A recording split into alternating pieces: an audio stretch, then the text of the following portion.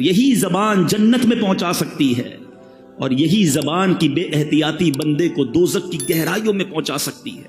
ایک بار نبی پاک علیہ الصلوۃ والسلام سے سوال کیا گیا کہ حضور آپ میرے لیے سب سے زیادہ خطرناک اور نقصان دہ چیز کسے قرار دیتے ہیں؟ ہمارے ایک صحابی نے پوچھا حضور میرے بارے میں اب سب سے زیادہ خطرناک نقصان دہ چیز کسے فرماتے ہیں؟ آقا علیہ الصلوۃ والسلام نے اپنی زبان مبارک پکڑ کر ارشاد فرمایا اسے۔ ذرا غور کیجئے، it's not a normal thing.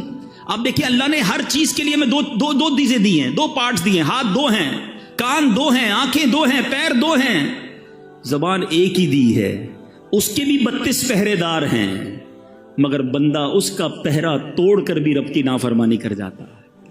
غور کیجئے، کہا جاتا ہے کہ جو عقل مند ہوتا ہے نا اس کی زبان دل کے پیچھے ہوتی ہے، پہلے وہ سوچتا ہے کہ بولوں یا نہ بولوں، پھر بولتا ہے، اور جو بے وقوف ہوتا ہے نا اس کی زبان دل سے آگے ہوتی ہے، وہ پہلے بول کے بعد میں سوچ رہا ہوتا ہے کیا کہہ دیا۔ اللہ سلامت رکھے میرے شیخ طریقت ابیر اہل سنت کو، ان کا شاندار نعرہ ہے، مدنی چینل پر آپ نے سنا ہوگا، پہلے تولو بعد میں بولو، کیونکہ بولنے کے بعد آپ کئی بار پچھتائے ہوں گے کہ یار نہیں بولنا تھا، غلط بول گیا، یار اس کا دل ٹوٹ گیا، ناراض ہو گیا، جھگڑا ہو گیا، پارٹنرشپ ختم ہو گئی، ڈیل کینسل ہو گئی، گھر ٹوٹ گیا۔ یہ ساری چیزیں کس سے ہو رہی ہیں؟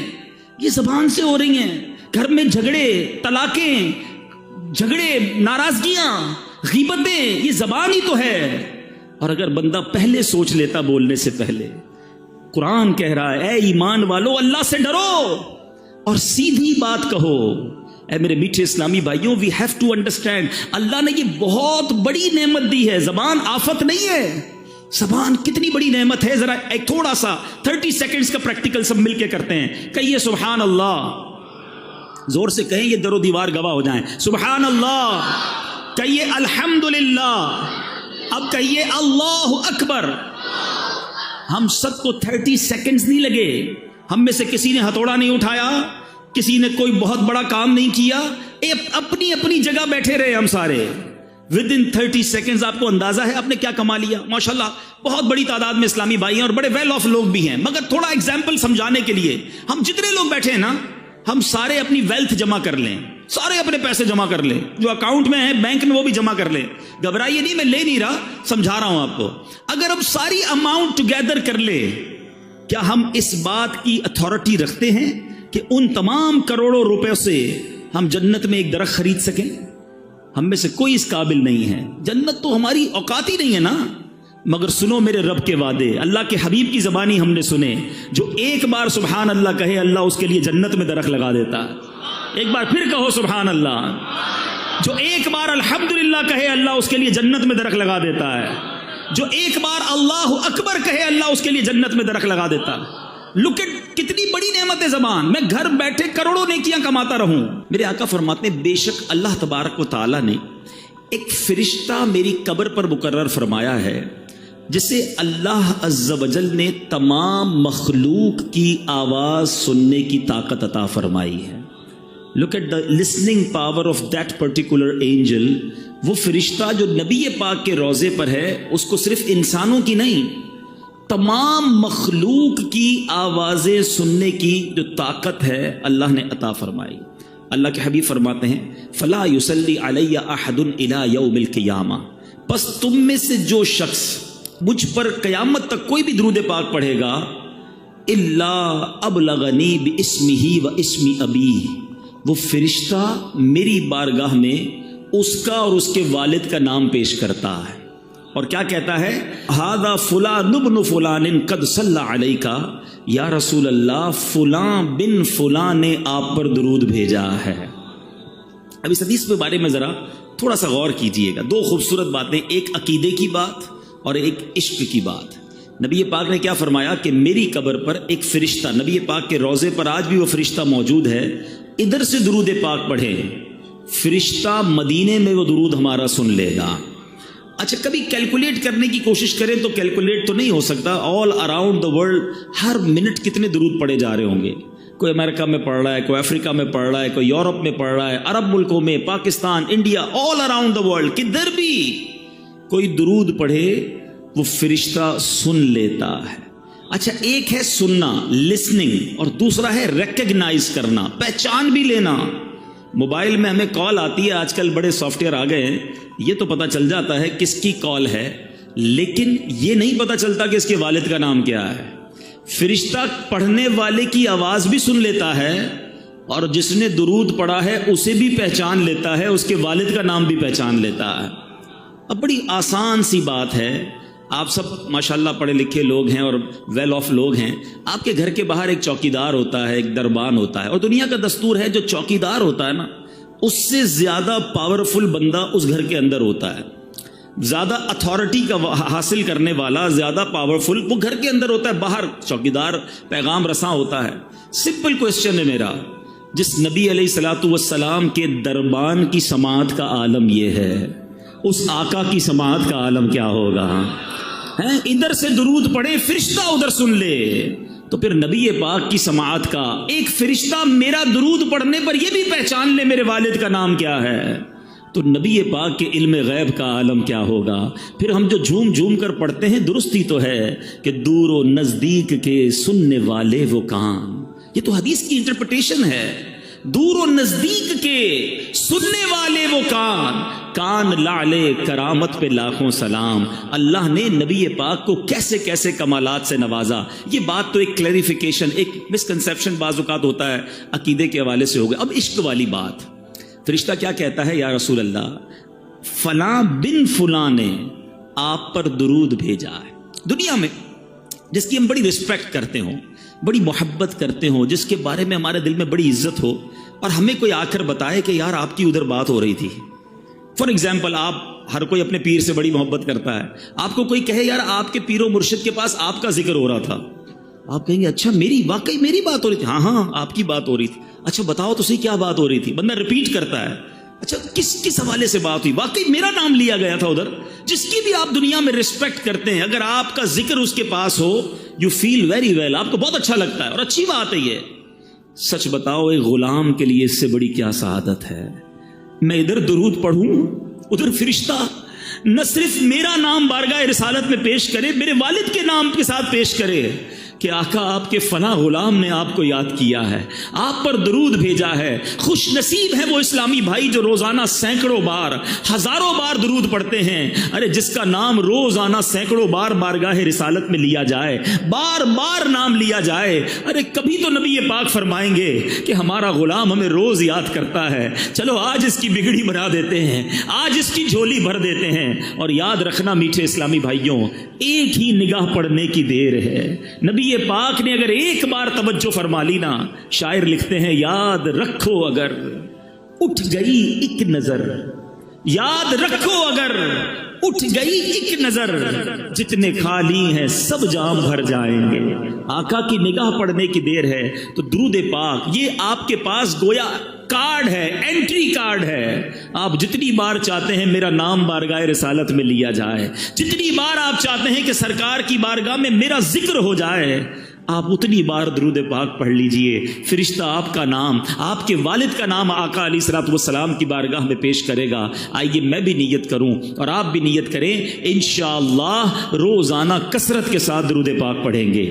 حضرت اسید بن حفیر رضی اللہ تعالیٰ کے بارے میں آتا ہے, ایک بار آپ سورہ بقرہ کی تلاوت اپنے گھر میں کر رہے تھے, آپ کے گھر کے باہر آپ کا بچہ چھوٹا سا وہ بھی بیٹھا تھا اور ایک گھوڑا بندھا ہوا تھا, وہ گھوڑا اچھلنے لگا.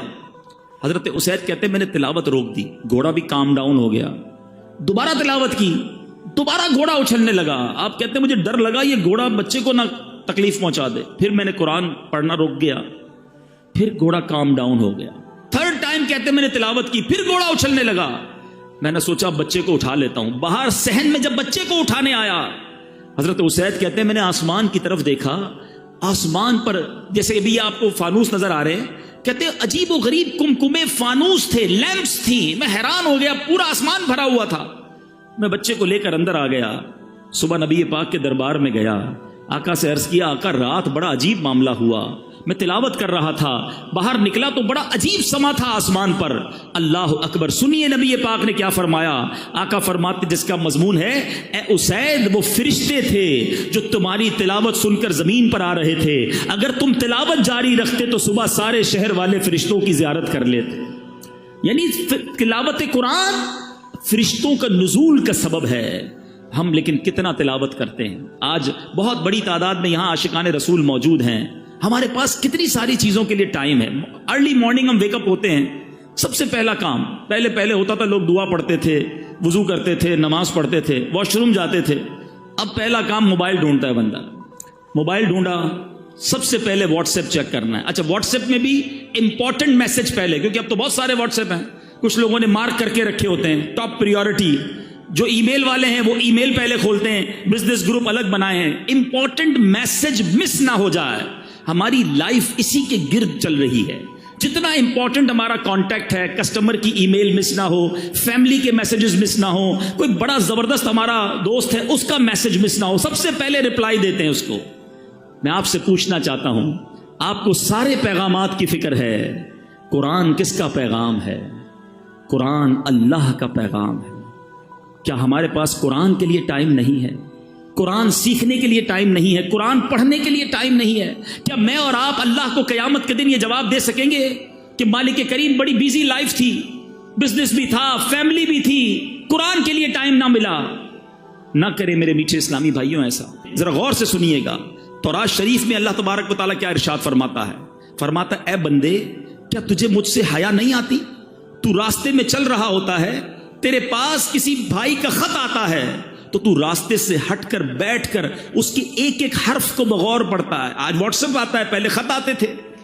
آج آپ کو پراپر کوئی دوست کا پیغام آئے کتنا امپورٹنس دیتے ہیں. اللہ فرماتا ہے دوست کا خط آئے اس کا ایک ایک حرف بغور پڑھتا ہے. قرآن میری کتاب ہے, میں نے تیری طرف نازل کی ہے, دیکھ اس میں کتنی تفصیل ہے, میں نے کتنی بار تجھے اس میں سمجھایا ہے کہ تو اس کے طول و عرض میں غور کرے, مگر پھر بھی تو اس سے اعراض کرتا ہے, پھر بھی اس سے منہ موڑتا ہے. کیا میرا مرتبہ, جملہ سنیے گا, اللہ فرماتا ہے کیا میرا مرتبہ تیرے نزدیک تیرے بھائیوں سے بھی کم ہے؟ اے میرے بندے, تیرے پاس تیرا کوئی بھائی بیٹھتا ہے تو تو اس کی طرف مکمل توجہ کرتا ہے اور اپنے دل کو مکمل طور پر اس کی باتوں کی طرف متوجہ کرتا ہے. اگر اس دوران کوئی شخص دوسرا بات کرے, آپ دونوں کی باتوں میں خلل پیدا کرے, آپ اسے روک دیتے ہیں, خاموش کر دیتے ہیں. اللہ فرماتا ہے اب جب کہ میں تیری طرف متوجہ ہوں اور تجھ سے کلام کر رہا ہوں تو تیری حالت یہ ہے کہ تیرا دل مجھ سے اعراض کرنے والا ہے, مجھ سے دور ہونے والا ہے. کیا تو نے مجھے اپنے بھائیوں سے بھی کم مرتبہ سمجھ لیا ہے؟ سوچئے, قرآن سے دوری یہ اللہ سے دوری ہے, اللہ کے پیغام سے دوری ہے. میلاد ہم سارا سال منائیں, ضرور منائیں, مگر ہمارے ہی آقا تو قرآن لے کر آئے نا. سب سے بڑا معجزہ قلب مصطفیٰ پر نزول قرآن ہے. مگر آج ہم قرآن کو کتنا پڑھتے ہیں؟ کچھ نہ کچھ تو روز پڑھ سکتے ہیں. میں آج صرف 3 آیتیں آپ کے لیے لے کر آیا ہوں. میں صرف آج 3 آیتوں کی تلاوت کروں گا کہ آپ کے رب نے, میرے رب نے ہمیں کیا فرمایا. اندازہ ہوگا آپ کو کہ ایک آیت میں گویا حکایت کا, حکمت کا, رہنمائی کا سمندر موجود ہے. سنتے جائیے اور ایمان تازہ کرتے جائیے. اللہ قرآن میں فرماتا ہے یا ایھا الذین آمنوا اتقوا اللہ وقولوا قولا سدیدا. اب اس آیت ہے, اس کا ذرا ترجمہ سنتے ہیں. اے ایمان والو, اللہ سے ڈرو اور سیدھی بات کہو. اللہ کیا فرماتا ہے؟ اللہ سے ڈرو اور سیدھی بات کہو. اس میں علماء فرماتے ہیں کہ سیدھی بات کرنا, زبان کی احتیاط کرنا, اس میں ہمیں زبردست درس دیا جا رہا ہے. مگر آج ہم کیا کر رہے ہیں؟ ذرا غور کیجئے. اللہ کے حبیب علیہ الصلوۃ والسلام کیا فرماتے ہیں؟ اللہ کے حبیب فرماتے ہیں جب انسان صبح کرتا ہے تو تمام اعضاء زبان سے ریکویسٹ کرتے ہیں ہمارے بارے میں اللہ سے ڈرنا. اگر تو ٹھیک رہی تو ہم بھی سیدھے رہیں گے, اور اگر تو ٹیڑھی ہو گئی تو ہم بھی ٹیڑھے ہو جائیں گے. نبی پاک علیہ الصلوۃ والسلام کو اللہ نے کیسی اتھارٹی دی. ہم ساری چاہتے ہیں جنت میں جائیں, but nobody have guarantee to go in heaven. ہم میں سے کسی کے پاس یہ گارنٹی نہیں ہے کہ ہم جنت میں جائیں گے کہ نہیں. مگر دیکھو میرے رب نے اپنے حبیب کو کیسا اختیار دیا. اللہ کے حبیب نے گارنٹی دی ہے. سنو بخاری کی حدیث, میرے آقا فرماتے ہیں کہ اگر تم مجھے دونوں جبڑوں اور دونوں ٹانگوں کے درمیان والی چیز کی حفاظت کی ضمانت دو, میں جنت کی ضمانت دیتا ہوں. زبان کی اور شرمگاہ کی, یہ 2 چیزیں ایسی ہیں جس میں ہمیں احتیاط کرنی ہے. ایک اور حدیث پاک میں آقا فرماتے سب سے زیادہ جنت میں لے جانے والے عمل حسن اخلاق ہے، اللہ سے ڈرنا ہے. اور جہنم میں سب سے زیادہ لے جانے والا اگر کوئی عمل ہے تو وہ منہ ہے اور شرمگاہ ہے. یا تو پرائیویٹ پارٹس کا غلط استعمال یا اپنی زبان کا غلط استعمال. اللہ کے حبیب فرماتے ہیں، سنو میرے نوجوانوں جو ٹیلی فون پر دیگر جگہوں دوستوں میں بیٹھ کر گندی باتیں فحش گوئی کرتے ہیں، اللہ کے حبیب فرماتے ہیں جس کا مضمون ہے اس بندے پر جنت حرام ہے جو فحش کلامی کرتا ہے. یہ زبان بڑی آسانی کے ساتھ جہنم میں پہنچا سکتی ہے. خدا را سمجھیے، دیکھیں نا ایمان کا تعلق کس سے ہے. زبان سے کلمہ پڑھ لے کوئی شخص، ساری زندگی کفر میں ہو، کلمہ پڑھے دل کی تصدیق کے ساتھ، وہ کفر سے ایمان میں آ جائے گا. لیکن یہی مسلمان اگر کفریہ کلمہ بک دے، اللہ ہمارے ایمانوں کی حفاظت فرمائے، مگر یہ بے باکی، یہ جو ہے نا جو منہ میں آیا بڑھ بڑھ کری جانا، بولی جانا، دوستوں کو ہنسانے کے لیے جھوٹ بولنا، لطیفے سنانا، چٹکلے سنانا، ہمیں اس لیے زبان نہیں دی گئی ہے کہیں ایسا نہ ہو کہ کوئی ایسا جملہ زبان سے نکل جائے کہ اللہ ناراض ہو جائے اور جہنم مقدر بن جائے. پلیز، قرآن کہہ رہا ہے اے ایمان والو اللہ سے ڈرو اور سیدھی بات کرو. ایک اور آیت قرآنی پیش کرتا ہوں. میں نے جس طرح بیان میں کہا میں آج آپ کو صرف 3 آیتیں سنانے آیا ہوں، لیکن آج ایک وعدہ لے کر جانا ہے کہ آج انشاءاللہ ہم یہ جذبہ لے کر جائیں گے کہ اب قرآن سے کنیکشن مضبوط کریں گے، اب قرآن پڑھنے والے اور سمجھنے والے بنیں گے. قرآن سے دور رہ کر زندگی اچھی نہیں. اللہ قرآن میں ارشاد فرماتا ہے، اگلی آیت اللہ فرماتا ہے یا ایھا الذین آمنوا اتقوا اللہ وکونوا مع الصادقین.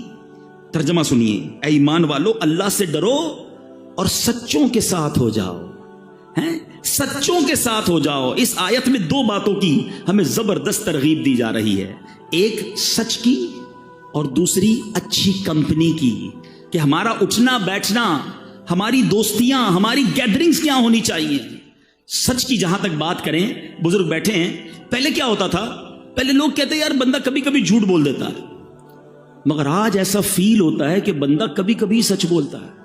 اتنا جھوٹ ہو گیا عام، اتنی عادت خراب ہو گئی، ہر بات میں جھوٹ، مذاق میں جھوٹ.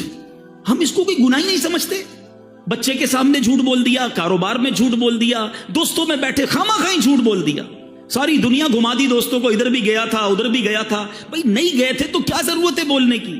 آپ کے پاس نہیں ہے اتنا مال و دولت تو کیا ضرورت ہے اپنی تمام چیزوں کو بڑا کے بیان کرنا. خدا را سمجھیے، بعض اوقات کوئی فائدہ بھی نہیں ہوتا، پھر بھی بس خواہ جھوٹ بولنا، کدھر گئے تھے تو ادھر گیا تھا، نہیں گیا تھا. نہ کریں ایسا.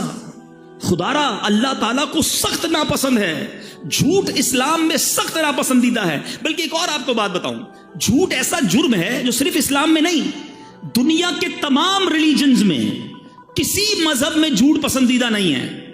کسی نیشن کے اندر، دنیا کی کسی قوم میں جھوٹ پسندیدہ نہیں ہے.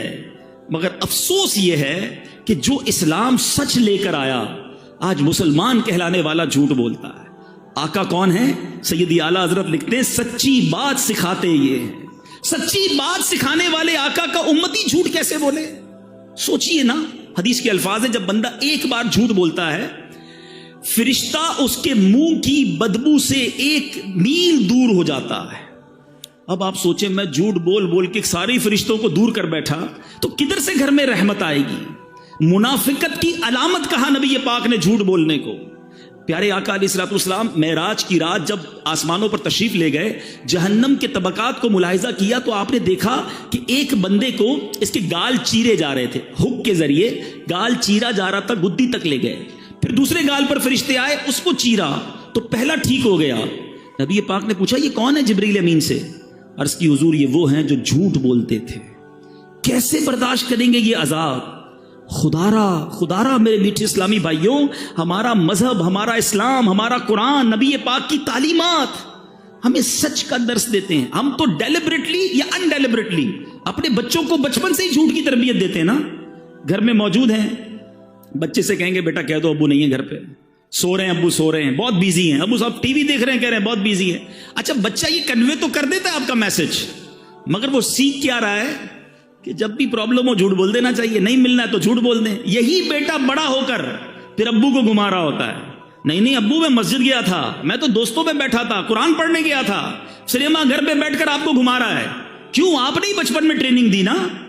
سیکھو غوث پاک کی والدہ سے، بغداد جا رہے کا بیٹا ہر حال میں سچ بولنا، ڈاکو آ گئے غوث اعظم نے ادھر بھی سچ بولا، مال نہ گیا سارے قافلے نے توبہ کر لی۔ سچ کو آنچ نہیں ہے، کاش ہم ہر حال میں سچ بولنے والے بن جائیں۔ حدیث پاک سنیے، سچ کی فضیلت پر ایمان تازہ ہو جائے گا۔ اللہ کے حبیب علیہ الصلوۃ والسلام فرماتے ہیں بے شک سچائی بھلائی کی طرف ہدایت دیتی ہے اور بھلائی جنت کی طرف لے جاتی ہے، اور آدمی برابر سچ بولتا رہتا ہے یہاں تک کہ وہ صدیق ہو جاتا ہے۔ آئے ہائے، جب یہ حدیث سنی نا میں نے، اللہ سے دعا ہے کہ ہم اللہ کی بارگاہ میں صدیق بن جائیں۔ جھوٹ بولنے والوں سنو اسی حدیث کا اگلا پارٹ، اللہ کے حبیب کہتے ہیں جھوٹ بدکاریوں کی طرف لے جاتا ہے اور بدکاریاں جہنم میں پہنچاتی ہیں، اور آدمی برابر جھوٹ بولتا رہتا ہے یہاں تک کہ وہ اللہ تعالی کے نزدیک کذاب لکھ دیا جاتا۔ اس سے بڑا بدبخت کون ہے جو اللہ کی بارگاہ میں کذاب لکھا ہوا ہے؟ نہ کرے ایسا، آج سچی پکی توبہ کرے۔ آپ کو ایک اور بات بتاؤں، بہت سارے اسلامی بھائی دوست ملتے ہیں، جاننے والے ملتے ہیں، ڈاکٹر بھی ہو سکتا ہے یہاں بیٹھے ہوں گے، وہ بھی بتائیں گے آج کل بہت بڑی ایک پرابلم ہے ڈپریشن، نیند نہیں آتی، سکون نہیں آتا۔ آپ کو پتا ہے سچ جو بولنے والا ہوگا نا وہ پرسکون رہے گا، وہ ریلیکس ہوگا کیونکہ وہ سچ کہہ رہا ہے، اور جھوٹ بولنے والا آپ کو بہت مضطرب ملے گا، ٹینشن میں ملے گا۔ اس کی وجہ بھی ہے نا، لاجیکلی وجہ بھی ہے۔ ایک بندے کو جھوٹ بولا ہے کہ میں فلاں جگہ پہ رہتا ہوں، ایک کو یہ کہا ہے میرا کاروبار یہ ہے، حالانکہ نہ کاروبار یہ ہے نہ رہتا ادھر ہے۔ آفس میں جو جاب کرتے ہیں انہوں نے اپنی نانی مار دی ہے آفس میں، ایک بار بیمار بتایا، دوسری بار انتقال بتا دیا۔ اب ساری زندگی یاد رکھنا پڑے گا کہ آفس میں نانی کا انتقال ہو گیا ہے، اب آفس میں دوبارہ نانی بیمار نہیں ہو سکتی، تو اب ٹینشن ہے نا، سنبھالنی پڑے گی۔ جدھر جدھر جھوٹ بولا وہ فائل سنبھالنی پڑے گی۔ اس کو طارق روڈ کی جگہ ڈیفینس بتایا ہوا ہے، اب یہ جب بھی ایڈریس پوچھے گا اس کو ڈیفینس ہی بتانا ہے، اب یہ فائل بھی سنبھالو۔ تو وہ بیچارہ تو نہیں کہوں گا اس کو، وہ جھوٹا جو ہے وہ اسی ٹینشن میں رہتا ہے کہ ایک جھوٹ بولا اب اس کو سنبھالنا ہے۔ سچے کو کوئی ٹینشن نہیں ہے، وہ ریلیکس ہوگا اللہ کی طرف سے۔ آپ کو پتا ہے نبی پاک پر بہت سارے لوگ ایمان کیسے لائے؟ آقا کا چہرہ دیکھ کر، نبی پاک کا چہرہ دیکھ کر لوگ کہتے یہ کسی جھوٹے کا چہرہ نہیں ہو سکتا، سچے کے چہرے پہ نور ہوگا، سچے کے چہرے پہ سکون ہوگا۔ آج اپنی ڈکشنری سے جھوٹ نکال دیجئے۔ لوگ کہتے ہیں جناب کاروبار نہیں چل سکتا، مولانا صاحب تقریر تو کر لیتے ہو، ہماری مارکیٹ میں آؤ، ہماری مارکیٹ میں سارے ہی جھوٹ بولتے ہیں، ہم سچ بولیں گے ہم سے کون لے گا؟ آئٹم دوسرے کا بک جائے گا۔ میرے میٹھے اسلامی بھائیوں، کدھر گیا تمہارا ایمان؟ کبھی کہتے ہو رزق دینے والا رب ہے، آپ سچ بولیں اللہ آپ کے کاروبار میں اور برکت ڈال دے گا، وہ آپ کے تھوڑے میں بڑی قناعت اور برکت ڈال دے گا۔ تو آج نیت کرتے ہیں انشاءاللہ آج کے بعد جھوٹ نہیں بولیں گے انشاءاللہ۔ آخری آیت اور کمال کی آیت، اور یہ آج کے اس پورے اجتماع کے لیے بہت ہی ریلیونٹ ہے۔ اللہ کریم قرآن مجید فرقان حمید میں ارشاد فرماتا ہے، یا ایھا الذین آمنوا لا تبطلوا صدقاتکم بالمن والاذی، اے ایمان والو اپنے صدقے برباد نہ کرو احسان جتا کر اور تکلیف پہنچا کر۔ اے ایمان والو احسان جتا کر اور تکلیف پہنچا کر اپنے صدقے باطل نہ کرو۔ صدقے کیسے باطل ہو جائیں؟ کسی غریب کو دیا اس نے ریسیو کر لیا، کسی تنظیم میں دیا رسید مل گئی، پھر کیسے ختم ہو جاتے ہیں؟ سنیے، ہم بہت بڑی مسٹیک کرتے ہیں۔ بعض اوقات کسی کی مدد کرتے ہیں، ساتھ اس کو جتاتے بھی ہیں، ہاں بھائی یاد ہے نا تیری بچی کی شادی کروائی تھی، بھول تو نہیں گئے گھر میں نے دلایا تھا، پہلی بار نوکری کرنے آیا تب پھٹے ہوئے چپل پہنے تھے، آج گاڑی میں گھوم رہا ہے، میرا احسان یاد ہے نہیں ہے؟ جب تمہیں بیرون ملک جانا تھا ویزا میں نے لگا کے دیا تھا، پہلا لون مجھ سے ہی پاس کروایا تھا۔ استغفر اللہ، ذرا سوچیے اس غریب کا کیا حال ہوتا ہوگا جس کو یہ شخص جتا رہا ہے، کیا وہ خوش ہوتا ہوگا؟ آج سے 4-5 سال پرانی بات ہے، علاقہ نہیں بتاؤں گا، ایک صاحب سے یہ مجھے ملانے لے گئے، بہت بڑی شخصیت بتاتے تھے، بڑا گھر تھا، ہم بیٹھے گارڈن کے اندر، چائے لے کر ایک ملازم آیا، میں وہ واقعہ بھولتا نہیں ہوں، جب بھی میں یہ بیان کرتا ہوں مجھے وہ نوکر بیچارہ چائے لے کر آنے والا یاد آ جاتا ہے۔ وہ چائے لے کر جب آیا نا تو جو سیٹھ صاحب تھے وہ مجھے کہتے ہیں، حالانکہ میری پہلی ملاقات، میری کوئی پرانی سلام دعا نہیں ہے، مجھے کہتے ہیں یہ میرا ملازم ہے، میں نے اس کی بچی کی شادی کرائی اور اس کی بچی کو گھر بنا کے دیا، پوچھو اس سے، مجھے کہتے ہیں۔ اب یقین کریں میں شرم سے پانی پانی ہو گیا، میں نے کہا یار یہ ملازم کیا سوچ رہا ہوگا اس وقت، اور نہ جانے اس بندے نے کتنے لوگوں کو یہ گنوایا ہوگا۔ وہ غریب سوچتا ہوگا کہ یا اللہ یہ سیٹھ صاحب تو جب دیکھو مجھے ذلیل کرتے ہیں، یاد رکھیے میرے میٹھے اسلامی بھائیوں، یہ صدقہ ختم ہو جائے گا، یہ باطل ہو جائے گا، بلکہ گناہ ہو جائے گا اگر ہم کسی کو دے کر احسان جتائیں۔ ارے اگر آج میں نے اور آپ نے کسی کی مدد کی، اس میں میرا آپ کا کیا کمال ہے؟ یہ اللہ کی مہربانی ہے۔ ارے میں اور آپ بھی کسی کے دروازے پر کھڑے ہو سکتے تھے کہ میرا والد ہاسپٹل میں ہے، بل دینے کے لیے پیسے نہیں ہیں، برائے کرم مدد کر دو۔ میری بچی کی شادی ہے، تاریخ مل گئی ہے، جہیز کے پیسے نہیں ہیں، میں اور آپ بھی کسی کے دروازے پر کھڑے ہوتے ہیں۔ اگر آج اللہ نے مجھے اور آپ کو دینے والا بنایا تو ہم احسان جتائیں گے؟ ہم کوئی اپنی بڑائی بیان کریں گے؟ ارے اللہ کا شکر ادا کیا کرو۔ خدا کی قسم، جس کو رب نے دینے والا بنایا وہ زکات دے، ساتھ سجدہ بھی کرے کہ مولا تیری مہربانی، تو نے دینے والا بنایا۔ آج لوگ میرے پاس آتے ہیں، میں انہیں دیتا ہوں، اللہ یہ تیری مہربانی، میرے اندر کوئی کمال، کوئی ہوشیاری نہیں۔ آج صدقے دے کر، خیرات دے کر نام چاہیے، اعلان چاہیے، یاد رکھو یہ برباد ہو جائے گا۔